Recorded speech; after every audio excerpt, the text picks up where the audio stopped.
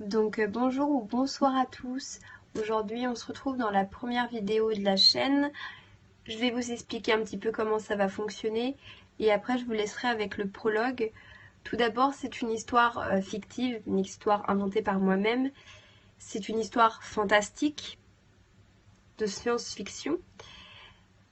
Pour les vidéos de la chaîne, il y en aura une le lundi, le jeudi et le samedi. Ce sera un chapitre par vidéo et étant donné qu'on est jeudi, ce sera donc la première vidéo, puis le chapitre 1 samedi. Donc je vous laisse avec le prologue. Prologue. Au début de cette histoire, j'ai 13 ans. Je m'appelle April, je mesure 1,58 m, je suis blonde avec des yeux bleus, avec un style tout à fait banal. Je vis dans un monde un peu spécial. Il existe 3 types de personnes. Les humains, appelés les normaux, car ils ne possèdent aucune capacité et sont considérés comme non dangereux. Vient ensuite les demi-humains, appelés hunters, qui veut dire chasseurs en anglais, car ils ont des capacités mais sont peu dangereux. Et les derniers possèdent de puissantes capacités et sont considérés comme potentiellement dangereux. On les appelle les spéciaux. On raconte qu'il y a 300 ans, il y avait une 4e espèce. Mais cette dernière a été exterminée à cause de sa dangerosité. Elle ne comptait que 7 membres, mais à une personne seule, ils pouvaient détruire le monde. Mais ce n'est qu'une légende, d'où leur nom, les chevaliers légendaires.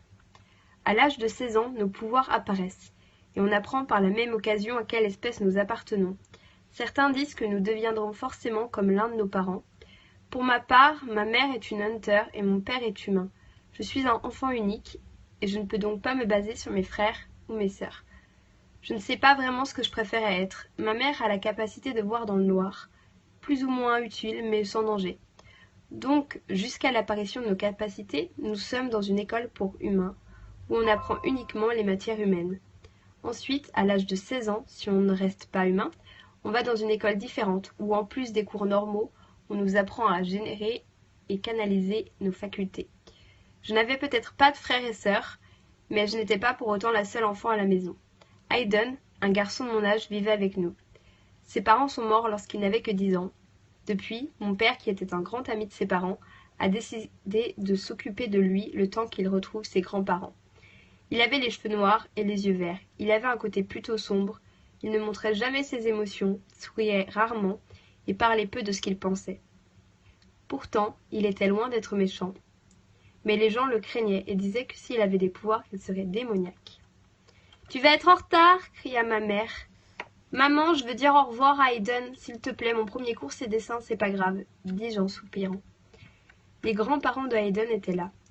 Ils venaient le chercher pour partir à des kilomètres. En tout cas, ils avaient l'air d'être des gens bien. Je me demande si on se reverra. Mais au fond de moi, j'avais le pressentiment qu'un jour, nous nous retrouvions. Une semaine passa.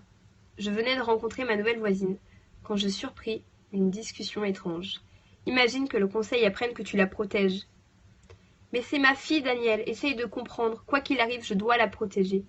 Et si tu m'aimes, tu m'aideras, pleurnichait la voisine.